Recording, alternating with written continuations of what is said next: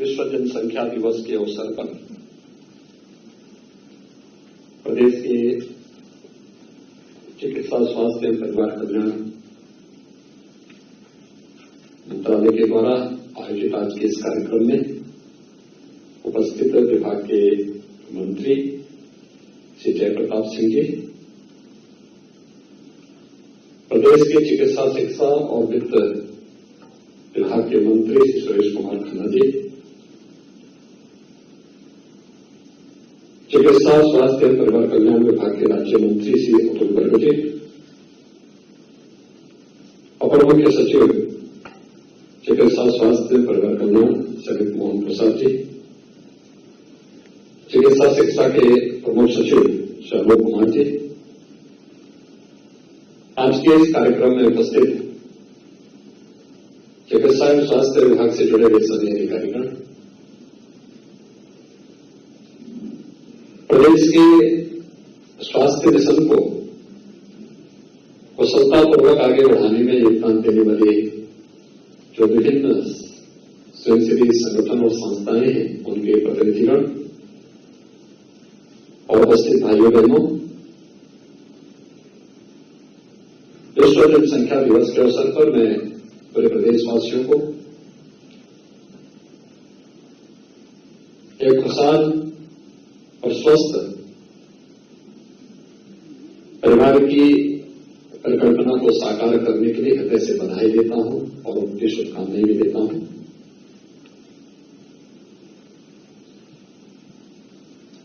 पूरी दुनिया के अंदर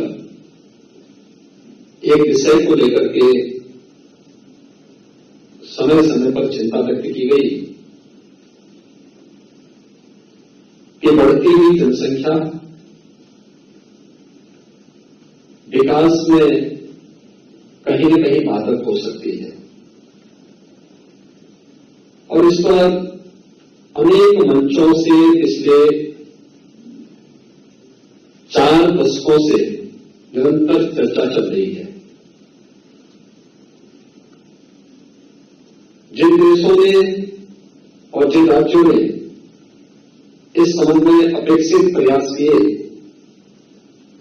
उसके यहां सकारात्मक परिणाम भी सामने देखने को मिले हैं, लेकिन फिर भी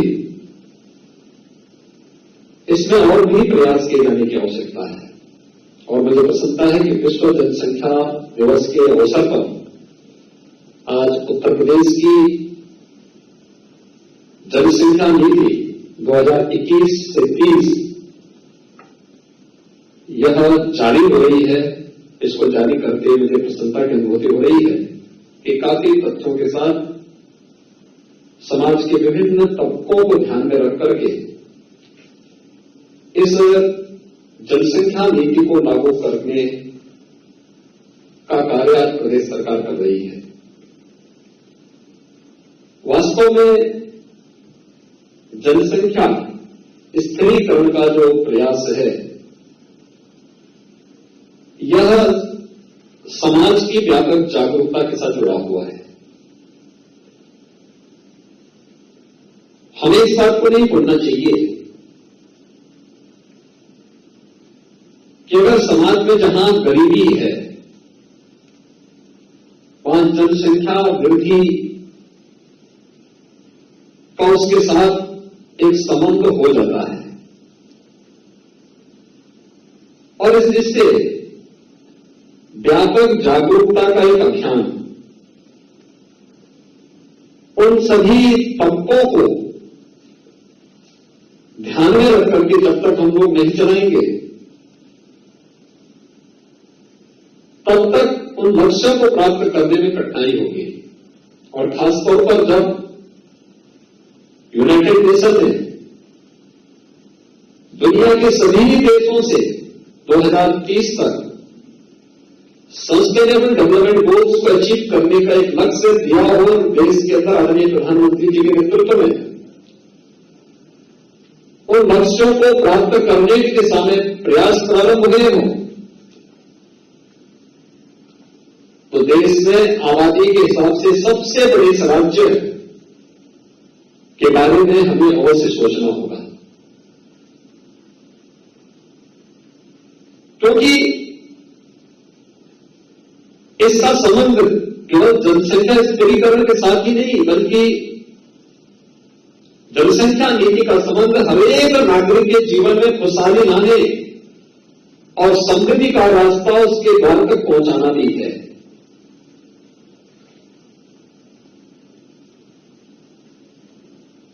उत्तर प्रदेश विधानसभा में हम लोगों ने 2018 में 2019 में कुछ प्रयास प्रारंभ किए। 2018-19 में देश का पहला विधानमंडल उत्तर प्रदेश विधानमंडल था, जहां पर गांधी जयंती के अवसर पर सस्टेनेबल डेवलपमेंट गोल्स को अचीव करने के लिए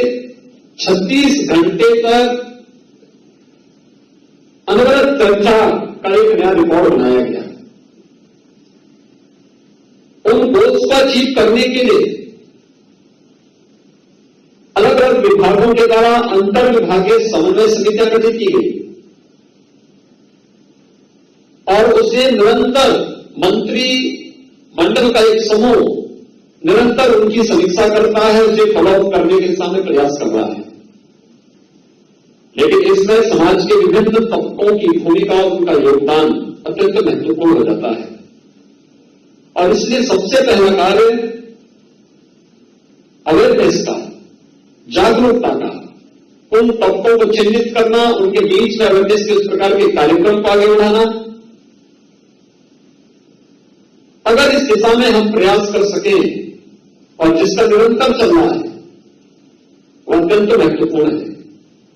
और ये स्थिति महत्वपूर्ण है जब देश के अंदर AFR में, NMR में और IMR में जो अंतर देखने को मिला है, तो जो नेशनल एवरेज है उसमें राज्य के स्तर पर अगर हम देखेंगे तो उसमें उत्तर प्रदेश के स्तर पर और भी नए प्रयास किए जाने की आवश्यकता है। 2016 में अगर उत्तर प्रदेश के अंदर हम देखेंगे तो AFR 3.3 था और राष्ट्रीय स्तर पर 2.6 था। आज के दिन पर उत्तर प्रदेश के अंदर AFR 2.7 और अखिल भारतीय स्तर पर 2.3 है। यानी हमें अभी कुछ नए प्रयास करने होंगे, अतिरिक्त प्रयास करने होंगे। NMR अगर हम उत्तर प्रदेश के अंदर 2016 की दृष्टि देखें तो 258 है और आज के दिन पर यह घटकर के 197 हुआ है। लेकिन अगर अखिल भारतीय स्तर पर हम देखेंगे तो 2016 में ये 178 था और आज के दिन पर 113 है। यानी उत्तर प्रदेश को इस दिशा में और अच्छे प्रयास करने होंगे।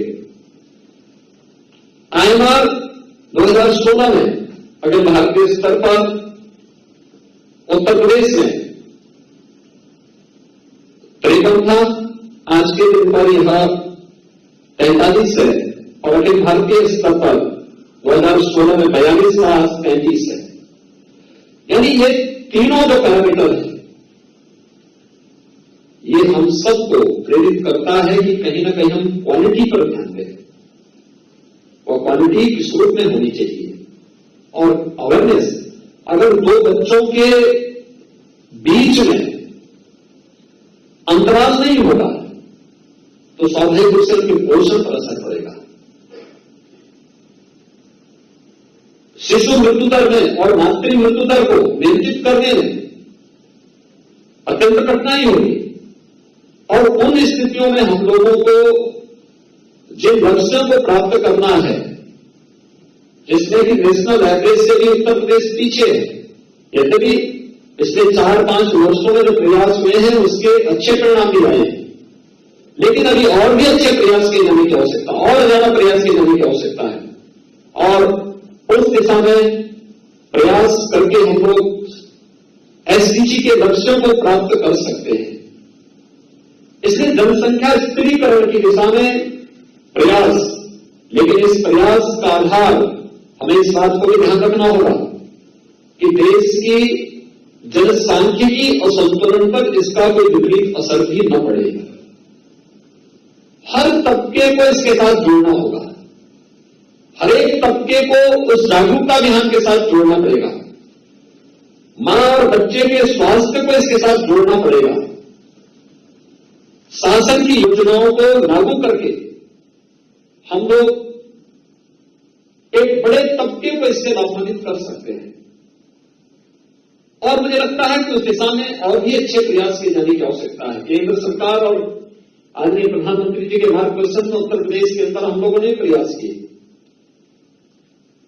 उन प्रयासों की चर्चा स्वास्थ्य मंत्री जी ने अपने उद्बोधन में कहा भी, किया भी, लेकिन अभी भी हमारे स्तर पर जो नए प्रयास हुए हैं उसमें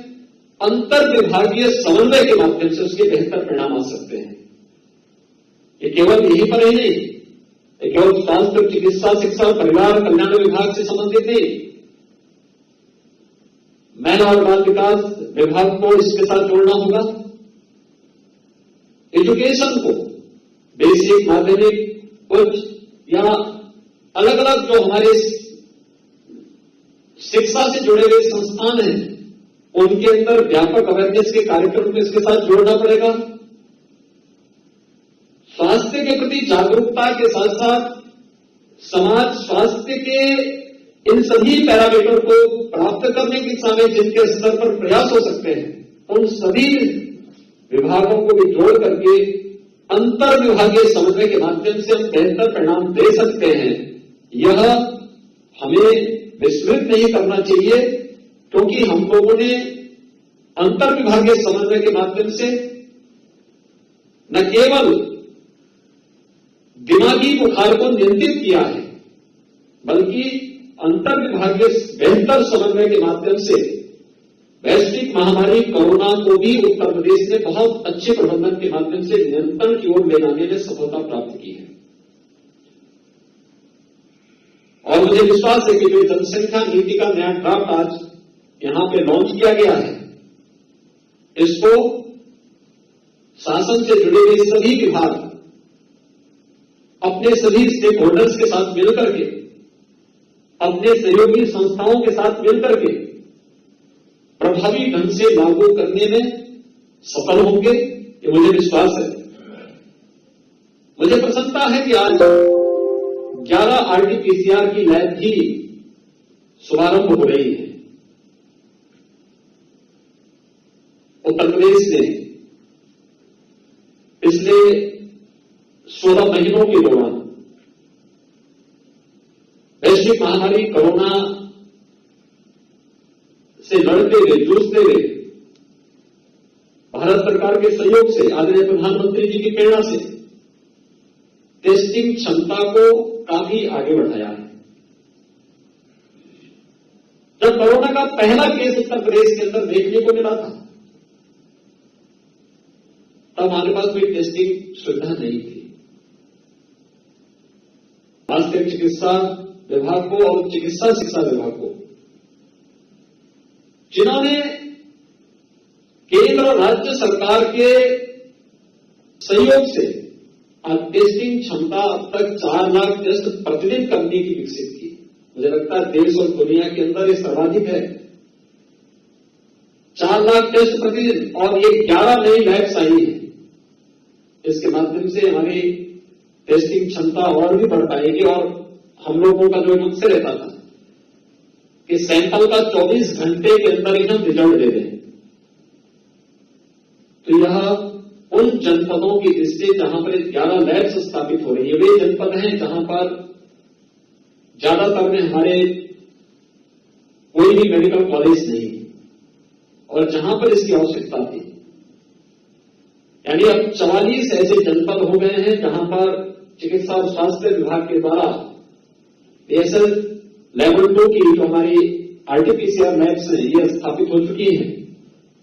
शेष अन्य जनपदों की दिशा में हमारे वहां पर कोई ना कोई मेडिकल संस्थान है, वहां पर इस सुविधा को चिकित्सा शिक्षा विभाग के द्वारा दी जा रही है या दी जा चुकी है। लेकिन हम इस लक्ष्य को निरंतर आगे प्राप्त करेंगे। इसमें किसी भी प्रकार का कोई संदेह नहीं होना चाहिए। टेक्नोलॉजी का बहुत महत्व हो सकता है और हम लोगों ने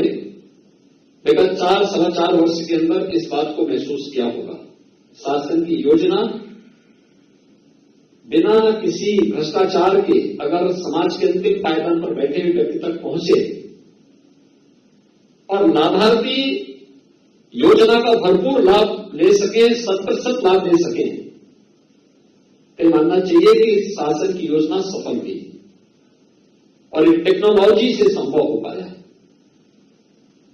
मुझे प्रसन्नता है कि आज प्रदेश के अंदर स्वास्थ्य केंद्रों के बारे में जानकारी लेने और उनकी हर एक गतिविधियों पर नजर रखने के लिए एक सीएससी पीएचसी लैब का शुभारंभ भी आज यहां पर स्वास्थ्य और चिकित्सा शिक्षा विभाग के द्वारा किया गया है। यह प्रदेश के अंदर जो हमारे लगभग 4,600 से अधिक सीएससी पीएचसी हैं, इन सब के उन्नयन में तो योगदान देगा, क्योंकि ये ऐप आज के दिन पर इसलिए महत्वपूर्ण है। हम लोग वर्तमान में हर एक सीएससी पीएचसी को किसी न किसी जनप्रतिनिधि या समाज के किसी न किसी मान्यता व्यक्ति के द्वारा उसे गोद लिया गया है और जब व्यक्ति उन स्वास्थ्य केंद्रों के साथ जाता है तो अक्सर बहुत सारे लोग ऐसे होते हैं जिन्होंने कभी विजिट नहीं किया केंद्र में, लेकिन आके हमारे पास शिकायत करते हैं। आज हम ऐप को दिखाकर उसे कह सकते हैं, आप बताइए कौन सा केंद्र आपका है और आप कितनी बार विजिट किए, हमें एक बार बताइए। दूसरा, वहां क्या क्या सुविधाएं हैं उसको बता सकते हैं कि वहां इतने चिकित्सक हैं, इतने बेड्स हैं, ये फैसिलिटी वहां मौजूद है और ये सुविधाएं हम आने वाले समय में इसको देने जा रहे हैं, दवा की स्थिति ये है। ये कुछ सामान्य जानकारियां भी उनको उपलब्ध कराई जा सकती है। तो इस दृष्टि से मुझे विश्वास है कि हम टेक्नोलॉजी को और अपग्रेड करते हुए इस दिशा में प्रयास करेंगे और मेरा ये मानना है सीएसआर से हो और अन्य संस्थाओं के सहयोग से, जनप्रतिनिधियों के सहयोग से भी हमारा प्रयास होना चाहिए कि हर सीएससी पीएचसी तक हमें हेल्थ एटीएम को पहुंचाना चाहिए। एक नया प्रयोग होगा ये स्वास्थ्य विभाग में टेक्नोलॉजी का इस्तेमाल करते हुए,